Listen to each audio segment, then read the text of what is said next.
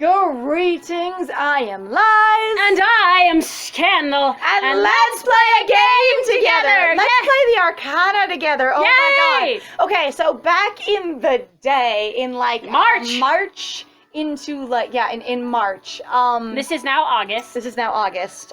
We had a copyright strike from Nix Hydra, and we had to shut down production of this route and then go back after finishing our dealings with them to rework our entire approach to this game. And we are now getting to play new content again! I'm so excited. We're so excited. So we're going to go back into Julian's route. We have obviously been reworking all of our videos, so we're familiar with the run that we did. We took performative downtime, but we didn't take, like, you know, disconnection from the story downtime. Yes. So we're going to see if it's kept where we are, and it backed us up again. Of course it did. So when we haven't done full chapters, it's been having this thing that you may have noticed where it'll back us up to whatever, like, either the last choice was or the last, like, little autosave was. Right. And it's frustrating that we can't just stop. And, you know, I might not have a lot of really positive things to say about Genius Games, but I will say they save the exact dialogue page you're on every single time, and that is super nice, and I love that. So props to them. But however, one of the thing is that in some cases they might assume because you're farming whatever the heck you're farming, it just might be a characteristic of their game. So, you know, to basically help you so that you, like it might not actually be all that helpful. I don't know about what you mean by farming. Like farming money. You know, farming gems, farming diamonds for the premium choices. So it doesn't. So you might be waiting at a premium choice to Right, so the Arcana might actually be better in that way because it'll go back in time so that you get the setup to it again, right? And then so you can remember where you are instead of having to go back. Because that's the thing I think is really interesting is that you have to farm so much sometimes in these games of really just sitting there day after day and not being able to pick your premium choice if you want to pick it. Right. So there we are. All right, so I guess at least you have that We've option. already read this in the last one, but sort of because it's been such a long experience for us since the last time I played, we're going to just read through it again. Sure, why not? So I can try and get back into character, all right? It's a relief to set foot on solid ground again. Ahead of us, the mountains reach for the sky, their snowy peaks lost in clouds. But when I let my magic spread out again, I hesitate. We bitched about this so hard, going, hang on, we lost our way. How? I can't feel it. I can't feel it anymore. Ah, that's weird. But it was coming from up ahead, right? If we just keep going, we should find it sooner or later. So are you the magic expert now? Clearly, I know exactly what I'm talking about. I have it right on my list. You have learned one I have done one spell. And so now you are the magical expert. I yeah. love that. I'm a white guy, it's what happens. Right? I'm an expert. Excuse me while I come in and school the expert over here. And go, actually, there was this book that I read. It was fantastic. Do you realize, honey, that I wrote that book? Okay, Julian is now the well, actually. Well, actually. My God. He forges ahead, and I follow. Even though it's supposed to be my journey. I know. Well, that's the problem that we had before, and I still feel it. Even after months of being apart from this game, I'm like, we are told this is our journey, and we need to find our inner doorway for ourselves. For our body. But that he needs to come with us because he's connected to this, and we're going, okay, so he's promised to trust us and to support us and be there with us, and then, of course, throws in the snowball fight thing, which is weird as hell. And then this. All right, so I follow through the trees and up the mountainside. Okay, we're going to go up the mountainside, past the castle, up to the aqueducts, back down to this. Oh, sorry. And we're going to go through the weird area that we swear was a dream, but it's not a dream. And then it went up, and then it went down, and the water went up, but it also went down. The water's simultaneously flowing both directions in the canal system. It's fantastic. It was great. It must be somewhere up here. But why do you think it's up here? Since I just went off that way, and now I've lost it. We could have literally just walked past it in the middle of the lake. Really, why don't we just think to reuse our spell again? Oh, I can't feel it. Well, you did feel it this way. Maybe that means I should look in a different direction before we just go, we should keep going that way. Right, again, so he's directing us really hard here, and we were uncomfortable with it last time, but I'm uncomfortable with it now, too. He trails off as we emerge from the tree line. A door stands by itself, surrounded by undisturbed snow, unlike the snow by our feet, which is very disturbed. I'm going, excuse me, you walked on me. I'm so disturbed. I'm begging my pardon. It looks just like the door of your shop.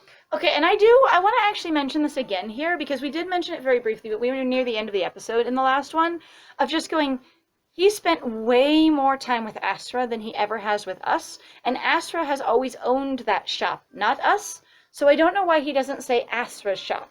Like, it might be a small thing, but at the same time, it either would be of your home, because you Right. live there, or of Asra's shop, because it's not your shop, you live there with Asra. Right. And so either this is supposed to be indicative of his character in some way of, I have yeeted Asra out of my mind in all ways. Completely. My horrible ex, I've wiped him from my memory, and now Squeak. And now I'm going to go for Asra 2.0. Oh. Uh-huh. And you, the more perfect Asra, nerd. More perfect, complete Asra. Is now the updated version of Asra that has removed all those irritating qualities from before. You know, the things like having an opinion and actually getting my way and stopping me from doing things. Or actually leaving when you want to do something different than me. Oh, right. Because Astra's really good at that one, and we're crap at it. I should go to the left. Well, Julian's going right. Here I go. We're attached by a tiny string to Julian. We can't walk anywhere else. You won't be able to go anywhere else. It's fine. Anyway, so I think you should say of Asra's shop, of the shop, or of your home, because you literally live there. It's not just a shop, it's your house. Because as far as we know, we haven't lived anywhere else. No. A brief surge of homesickness, my home, overtakes me as I approach the door. It's carved from the same wood as the door of my shop. Also us, my shop, which I can see it being my shop because, you say your house, not your parents' house. You could have said the shop. But on the other hand, you can say, could say the shop. I feel like the shop is appropriate separation, especially for us being very young. And, essentially being this sort of like a child adult, if you will, in this fascinating combination that they've seemed to stitch together of you are and you are not mature. You only have 3 years worth of knowledge, awareness, and growth, and yet you also are somehow an adult anyway. Right. And not really being clear about exactly how that works. But I feel like there should be some more thoughtful language here of going, of the shop, because that's, my home kind of thing. I could see my shop working fine. Or my home. Yeah. I would think if you're feeling homesick, you'd be more likely to talk about it as your house than the shop, unless you identify less as living there and more as it just being a place of business. I think it's also possible in that way. They're just doing it mostly for the audience to say the shop, because most people only go the shop. They don't think of you living in that's actually your home. Yeah. But I'm like, which is really weird, because it's like that was the place that you slept and were raised and everything else. We so grew that's up home. there, and poking at the hot salamander and crying about being burned when we were 1, and learning how to not destroy things and actually keep the shop and such like that when we were a tiny young child, what have you, even though we weren't ever small. Right. Anyway, frigid. And the air around it is warmer than our frigid surroundings. I can smell the herbs I always have hanging up to dry in the shop, because Asra is crap at doing things and I always do things, with a whiff of smoke from the stove salamander. I loved our conversation about that salamander. It was so charming. It made me happy. It was good. I stretch out a hand, resting it on the wood. It even feels the same. The door swings open. With no choices. That jingling sound is amazing. And chains whip out from inside the gateway, wrapping around my arms and legs, and the beat drops. The beat drops. Nerd! Okay, so this, now that I've had a little bit longer to stare at, I appreciate that he's surprised and distressed. Why is he standing in his butler pose? Why isn't there a nerd, when I'm stunned, I put one arm behind me and one in front of me. Oh my God, this is my arm my pose. Titties! This is my what we lose. What we lose, everyone. This is my either my startlement pose, or was he literally standing here going, look, there's your door. I'll be in my fake butler pose, my fake assistant pose, and being like, we found it. I know we're teasing and ragging on the game for not having basically different poses, because now I think at this point we've been a little bit spoiled with Doki Doki Literature Club, and it's actually a really nice relief to have characters that move, that have more poses, or even playing arcade spirits, and again that's not to say it's necessarily to the quality. I understand these things take time. I just also am like, why wouldn't you have then I guess a free premium basically bit of art that would be Julian reaching out for you kind of thing, that could work. That would be interesting. You could just have him in his resting pose. He's startled. He was just standing there. He hasn't reacted yet. His voice before his posture does. Yeah, which you could do, but you have to realize he doesn't really have a resting pose. He has either his arms crossed defensively across his chest, or he has this pose and that's it. Well, that's what I mean. Arms crossed across his chest is apparently the pose he walks in, so... he's like Riku in Kingdom Hearts 2, where he constantly has one hand stuck in his pocket going, yes, I'm gonna run like this with my one elbow snapping back and forth. And honestly, it was the funniest thing when I was a kid and Kingdom Hearts 2 came out. I laughed my butt off because I was just like, Riku with his hands stuck in cool guy pose into his pocket, running with the keyblade in the other. I mean, it was just really funny. So you have to either picture that Julian, with his walking stick that we had using across the lake, if we haven't discarded those, which we may have discarded them, was walking with it while his arms were crossed and it's through the crook of an elbow and reaching down to the ground as he's shifting his elbows together as a unit to pep across the ice. Or it's in this pose where he's got one hand behind his back and he's got it in front of him with it held like a torch, basically, like it goes crack, crack, crack down on the ice. Oh yes, I'm reaching so far in front of me. Yes, boink. Yes, boink. Only the arms reach as he holds it straight, like, like a you shall not pass, kunk. Aha! Is that the ice. And so I'm just like, I would like a different pose for him. And again, more of his resting pose, even if it is arms crossed, makes good sense to me. If, look, we found the door, Right. So I am going to pick this pose apart a little bit, even though there aren't that many poses. And not really saying we need a new, different pose, but why is he in that pose? Of all poses, yes. Uh-huh. I catch a glimpse of Julian as I get yanked through the door. My head, sideways, it's fine. Getting tangled up in the chains. Wait, when did they reach out and get him? They come around my arms and legs, and somehow he gets tangled in them. Are there more chains? Do they keep going after they tangle around my arms and legs? Well, you see, the tentacle monster has more than one. Has more than 4 chains. It's okay. It'll be great. I catch a glimpse of Julian getting tangled up in the chains before we're both dragged into the open gateway. Again, do the chains come out and wrap around my arms and legs, and then I catch a glimpse of him. Did he run over to us? Was he at the door touching it with us? Did the chains go past? I would like a little more. They grab him as well, not just getting tangled up in them. Because to get tangled up in them, you have to encounter them first. Right. The chains also go after Julian, or there are many chains. Some of them are around my arms and legs. Right. Does that make sense? Yeah, no. And I get the thing that you're picking on, but it's the thing we've picked on in regards to many of these games anyway, where they don't go into a great amount of detail, so it gets very confusing sometimes when characters take actions or things happen to them and you go, I never assumed you were that close at all. Why would you ever be that close to me or that far away from me, or what's going on? And the thing is I think the reason I pick on it more is because of the experience of going, there's some things that you make so incredibly detailed, like everyone smells like something kind of thing, and this is really important, and sometimes he stands so close to me kind of thing. We're inches apart, and other times it's he's vaguely here in the environment somewhere, and suddenly we're both getting dragged through a door.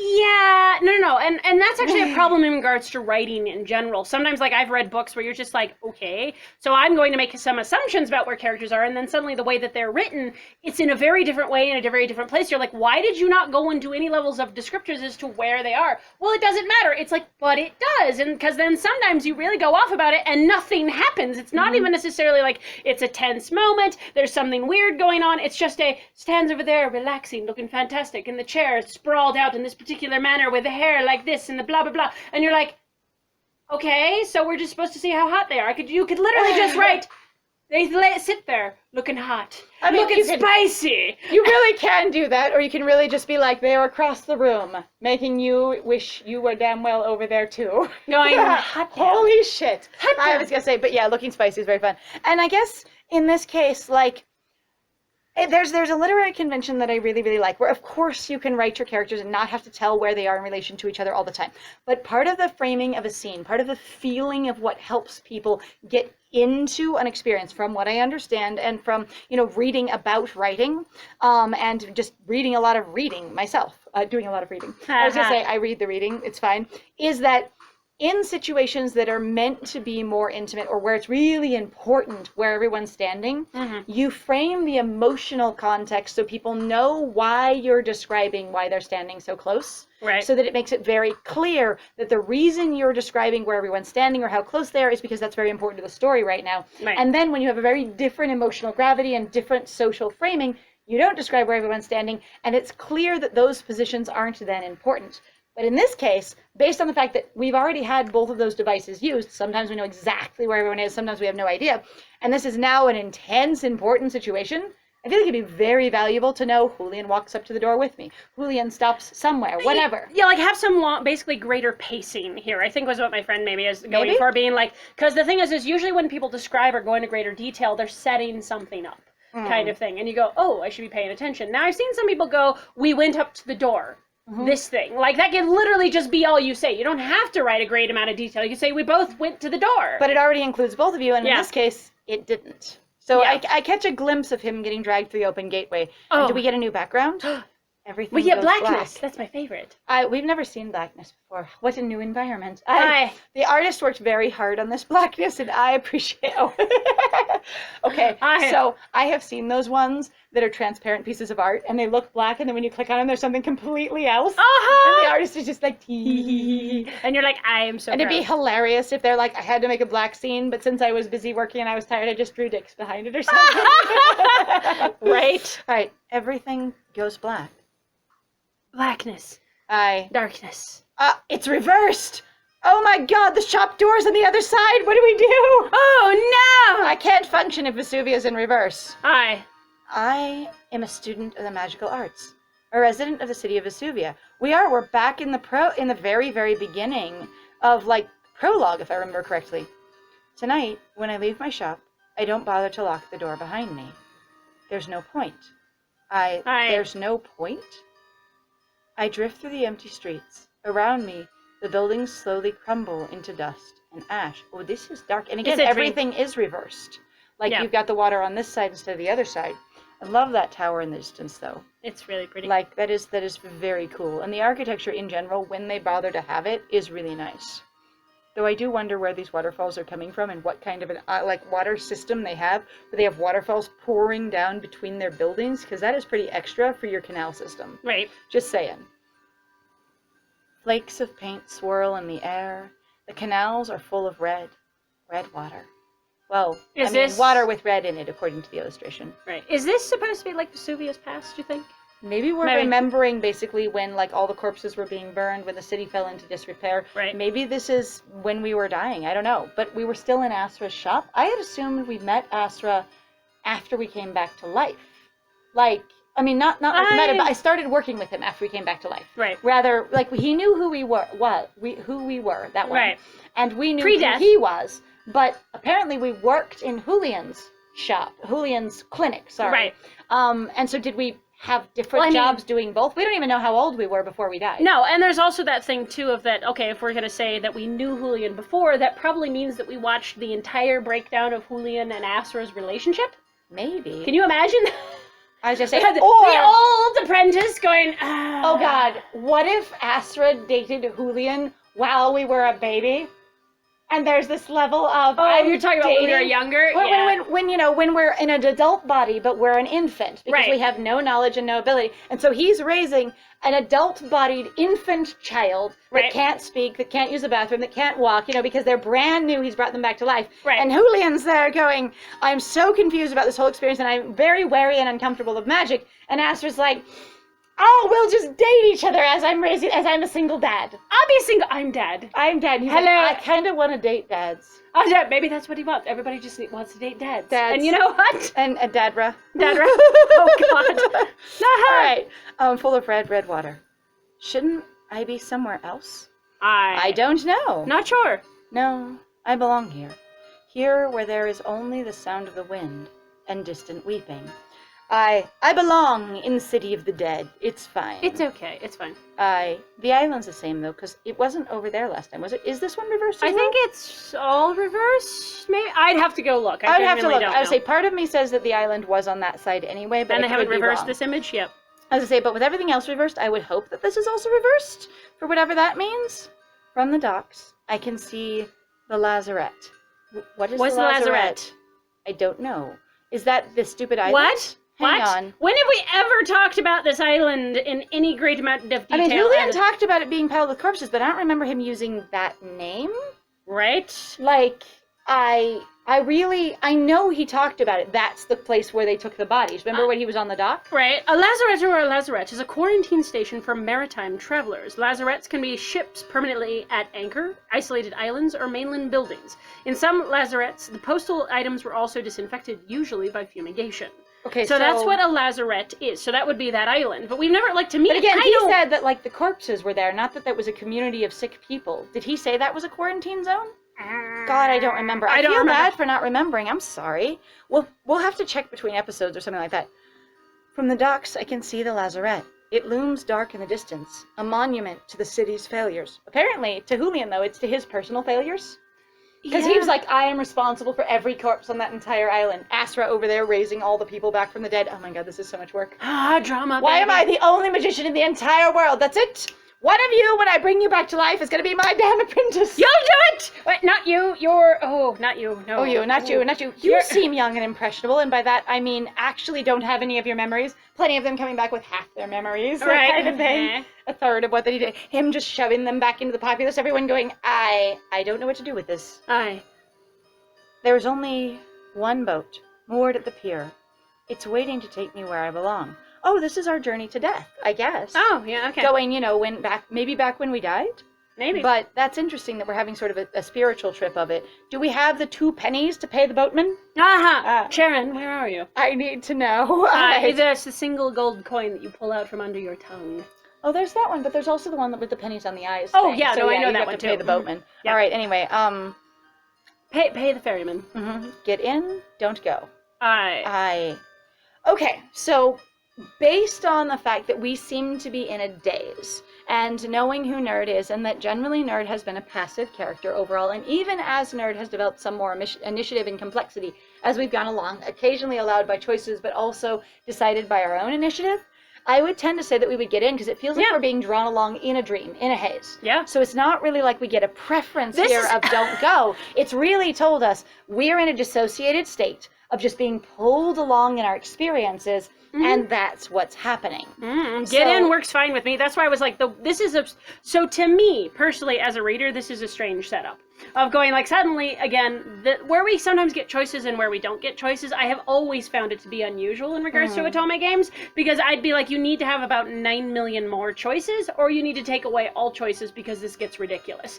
Because there are plenty of areas where I'd be like, that should be a place where you should let your player make a choice. Such as following Julian back a minute ago. Really should have been a choice. Yeah, like, pretty much. Holy crap. And various other places where we would have loved to be able to have a choice. Now, some of the places it was really nice to have a choice, and we enjoyed it greatly.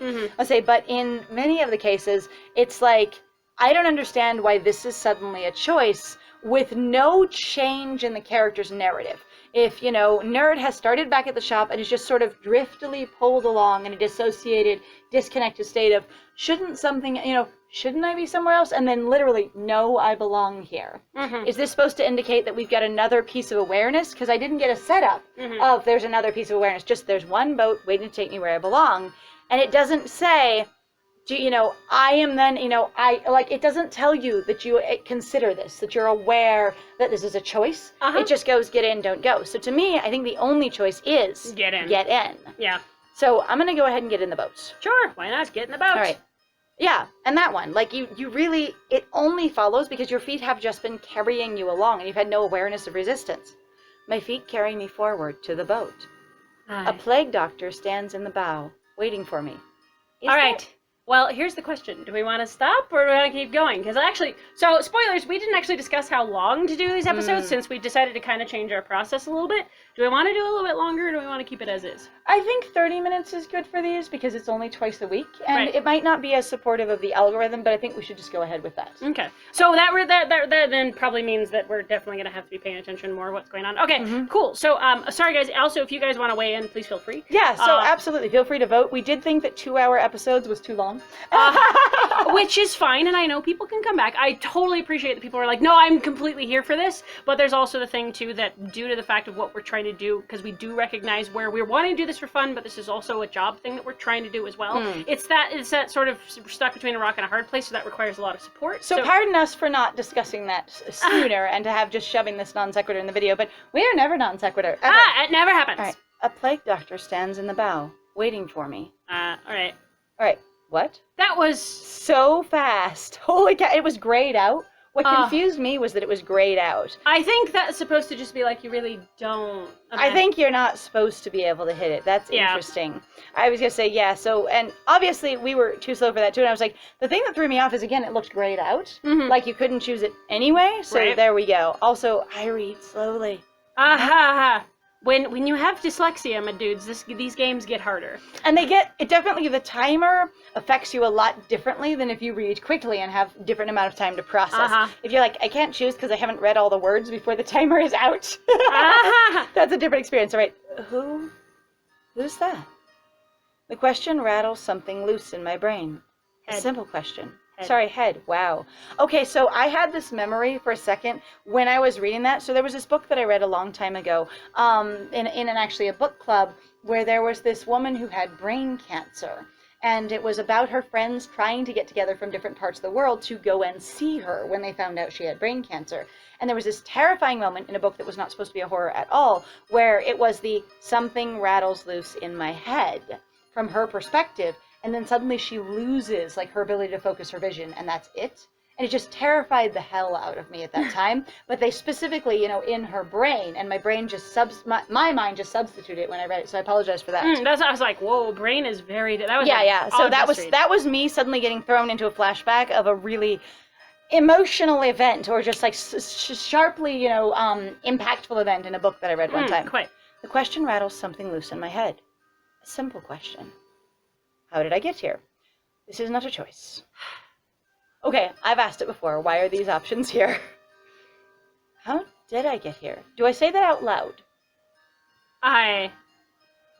Okay, no, we just said that to ourselves. Yep. That's easy. I came from my shop. And before that... Where was I before that? Why can't I remember? Do I have context that there should be anything before that? Because sometimes when you're disoriented, and especially like when you've come out of a dream from waking, because this is the closest analysis I have from personal experience, you don't realize that there should be anything more. The beginning of your world is where the dream started. Right. And it's not like what happened before that. It's like that was your birth. You know, the point of the beginning of reality. You know, God may as well have created the universe. The Big Bang may have happened in that moment when your first memory at the shop is. Yeah. If you will. You have been a whole and complete being that only was come from shop, and that was all. Yes, and so it's interesting where I'm not sure what this is supposed to, you know, be driving at in this moment. Why can't I remember? I was in... The sense memory surfaces slowly. What's a sense memory? A sensory memory, maybe? Like an abbreviation for a sensory memory? Okay. A brisk, chilly breeze. Fresh snow crunching under my feet. Spindly dark trees. So basically no words, but only senses? Sense memory is an acting technique whereby the actor recalls the physical sensations surrounding a personal emotional experience and uses those sensations to help trigger truthful emotional responses in their characters. So method acting? Except this is used not as method acting. This is used to, I think this is used to basically demarcate that all we're able to remember is... Or from the Oxford cold, is a feeling, a sound, and a sight. There is also 3 senses. So that was from an acting magazine, but from the lexico.com for sense memory by Oxford Dictionary. Okay. Memory or a memory relating to or evoked by one or more of the senses, as sight, smell, and hearing, etc., specifically in method acting. It's an acting thing. Okay. That's why I was like, it's not a normal thing at all. It's like sense memory sounds really familiar to me, and that's sort of weird. Yeah. Okay, sort but of again, strange application. We've got a. I get what they're talking about. They've got a skin sensory, and they've got a sound sensory, and they've got a visual sensory. So it literally did all 3 of those ear markers, except for we're not doing it on purpose. And we're just saying this sensory memory comes back. I would say I feel like that's a weird way to word it. Yeah. Right. A snowy forest somewhere far, far away. Are we going to remember the door? I wasn't in Vesuvia, and I wasn't alone. The plague doctor freezes, standing in the cold. He was moving. He was moving. I was like, to me, all that implies is he was moving. He was moving. He stands before me, and moving, jiggling back and forth slowly. Yes, watch my standing. You know, him doing your ADHD fidget while he's standing. Doing an idle action. He's doing a video game idle action. Yeah, right there. There we go. Just sort of twisting a bit and shifting his feet, kind of thing. Breathing very heavily. I know, right? Body shifting, adjusting. I love that they made a point of it doesn't cover his ear. Ah! Like, why? You know. I specifically do not cover my ears when I wear this mask and cover my whole throat and face. Why not? I just think that's an interesting choice right there. Well, he's trying to social distance. Right. It's very good actually for him right now because he's done well. He's covered up, his face. He's covered up, but he hasn't impeded his other senses. He can still hear well. Which is good. I say, on the other hand, I'm like, I get this impression, it's a really sad one, if he's standing in the boat. Theoretically, the boat should be floating since it's at the end of the pier. So the boat's moving up and down, so he's moving up and down with it. He freezes, the boat keeps moving. He's like hovering in the air. We're like, that is a weird, what do they call that, glitch? Right, that's an unusual glitch. The boat moving underneath him frozen, his sprite frozen. I was just like, right. That'd be great. The plague doctor freezes, standing as still and silent as a statue. In the boat! He is! The boat is wiggling underneath him. The boat gently, hovering in the air. Rocking in the waves, him frozen. His feet slowly clipping through the bottom if he's not floating. Then the body wiggles and writhes bonelessly under its clothes. You mean his body, like the plague doctor's body? So are we saying the plague doctor is a body? We're focusing on that body, not he freezes, but the body in front of me freezes and the body wiggles, or is there a body somewhere? I mean, it could be, again, you're doing dream logic here. If suddenly you're aware that it is just a body, it is just a form. So it wiggles, suddenly a body. It's not whatever I thought it was, it's a body. Except for, I feel like the transition's a little hard for me here in reference to he is a person, a plague doctor. The body. We don't even mention that he has a body or anything. It's just like, then the body. My brain. There's a body lying. So I think it would probably work better going, the form wiggles and writhes bonelessly under its clothes, dissolving into a swarm of... That would make more sense to me, because then you're not just focusing on body, you're focusing on form, because... a plague doctor has a form or a shape. You could add body previously of going, I see a plague doctor in front of me. His body goes rigid. Instead of he freezes, you could literally just be his body goes rigid. Or the body goes... You're talking about him as a person. He's a plague doctor. Those are the words that have been used in the game. Oh, that's fair. And then to make body make sense in this sentence, you could literally just use it in the sentence prior of going, his body freezes. Okay. And then... the body sets another level of separation. See how that works? Yeah, okay, now I see what you're doing. So I'm just like, it feels too sudden, and it'd be easy enough to connect. So then the body wiggles and writhes bonelessly under its clothes, dissolving into a swarm of red beetles. How can I see the body dissolve under the clothes unless I can see through the clothes? I mean, you can see the ear. Okay. Then I see his ear dissolve into a swarm of red beetles. The red wig hits the ground. The mask tumbles away. The clothes deflate slowly. I assume the body underneath him, Witch of the Wizard of Oz. Wicked Witch of the West, sort of just instead of melting into a puddle, just turns into beetles running away. Yeah, pretty much. That's what I'm getting for this. So I'm like dissolving. I'm like, the body dissolves into. You're a swarm fine. I can't see his body. Okay. All right. Calm down. You got... Okay, keep going. It's fine. You're fine. It's fine. Lies, I get you. It's Into okay. a swarm of red beetles. Honey, it's fine. They skitter away. I am shocked at having seen him nude through his clothes dissolve into beetles. So I'm gonna take Lies out back, shoot them, and then return them back in the next one, because they can skitter away and leave the mask and the dark coat in the boat. Did you know that rhymed? So thank you very much, guys, actually, for joining us. We have returned. Yay! It is time. Woo! I'm so excited. So very much. If you like what we do, please feel free to like, comment, subscribe, and please feel free to also share our videos if you're having a good time with us. It really will help us out. Other than that, also, if you want to support us more directly, please feel free to go check out our Ko-Fi or Patreon. We got some links in the description down below. And I have been Scandal. And no gun violence, I would say, all right? So wear your mask, social distance. Do it, children. And I have been Lies. And it was great playing with you. Bye!